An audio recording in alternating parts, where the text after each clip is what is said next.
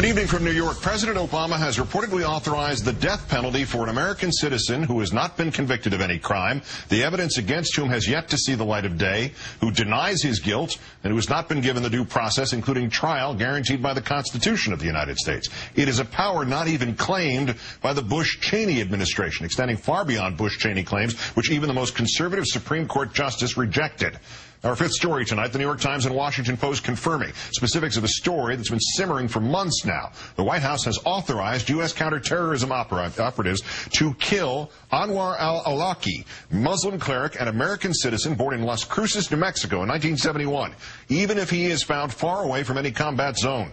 Unnamed officials say U.S. intelligence shows that al-Awlaki, thought to be hiding in Yemen, has shifted from endorsing violence against the U.S. to actually participating in anti-American plots as part of the group Al-Qaeda in the Arabian Peninsula. Yemen recently freed al-Awlaki from prison for lack of evidence, but he's also been linked to the alleged Christmas Day would-be bomber, though the nature of their link remains unclear, and exchanged emails with accused Fort Hood shooter Major Nidal Hassan, though their communications are not believed to be about that attack itself. Also linked to 9/11 hijackers, and the 9/11 Commission said there was not evidence to prosecute him.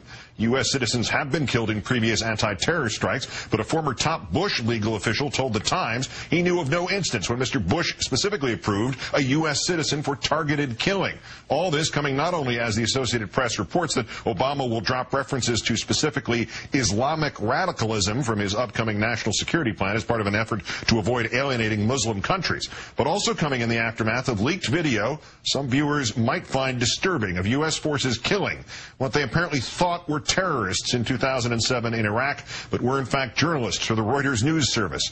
A spokesman for CENTCOM today telling the Plumline blog that it does not dispute the video's authenticity, but may not be able to find the official copy with which to confirm it. Military officials tonight telling NBC News this case is closed. The other is not. Let's bring in former CIA Special Agent Jack Rice on all this. Jack, thanks for your time tonight.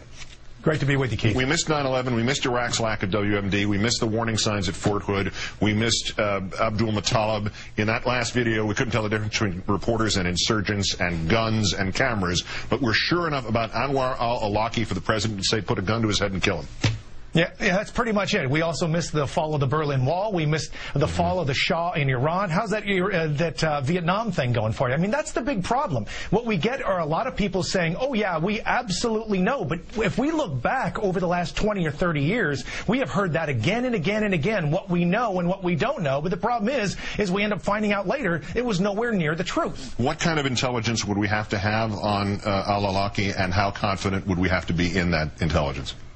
In my mind, because this is an American citizen, we need to think of it like one of our family members. We need to think of it like one of our neighbors down the street. This is an American. You don't allow the U.S. government to unilaterally say, no, we're not going to just kill somebody, and if they're an American who happens to be near it, that's one thing. This is literally targeting the Americans specifically and killing them. This cannot be done in this way. This is truly an extraordinary shift. It really highlights, by the way, that this isn't just a left or right Republican versus Democratic problem. This is something else altogether. Now, it's different, is it not, to say this than to say, all right, we try to capture him in some way, and it doesn't go right, and he resists, we corner him, and in trying to escape, he's shot. I mean, those things could be dicey circumstances, but those things have happened before. That's separate from this, correct? Of course, absolutely, because then what you're talking about is in the midst of the battle itself. And again, if there's an American who happens to be there, then all of a sudden you can say, well, it was either a mistake at the time, but we didn't realize, or, of course, you're fighting them. This is something else. What we understand now is this is the ability to target this man wherever he is. If he's sitting at dinner, all of a sudden you can go in and say, okay, that's the guy, let's go whack him now. Really? That's the standard we're setting for an American? Let's push the precedent here that would be set to its extreme. What is to stop a future administration from using that magic word terrorism to order that other American citizens should be killed for criticizing the government? Well, I think that's the biggest question of all here, because what we have to do is think very big picture, whether you trust this government, this president, the last one, or the next one. The problem is we have already seen from the Bush administration their willingness to use the term terror and terrorism to justify warrantless wiretaps, torture, Guantanamo, and so many other things that were unconstitutional. And now you look at this and say, well, if we just slap terrorism on it, we can ignore 200 years of jurisprudence. And then there's the devil's advocate question. Assuming al-Awlaki is guilty and is actively trying to kill Americans, not just advocating that, which is apparently what he started at, but actually involved, is this not exactly what the Obama administration should be doing? Absolutely. Again, assume is really the effective word here. We have to be able to make that call. We're not talking about wrapping him in a warm blanket and rocking him like a young child. We're talking about knowing what we're doing and ensuring that when we make a decision, it's the right one. And that's what you and I are discussing right now. Jack Rice, former special agent with the CIA. Great thanks for your time tonight. All of it very cogently put, sir. Thank you. Thank you, Keith.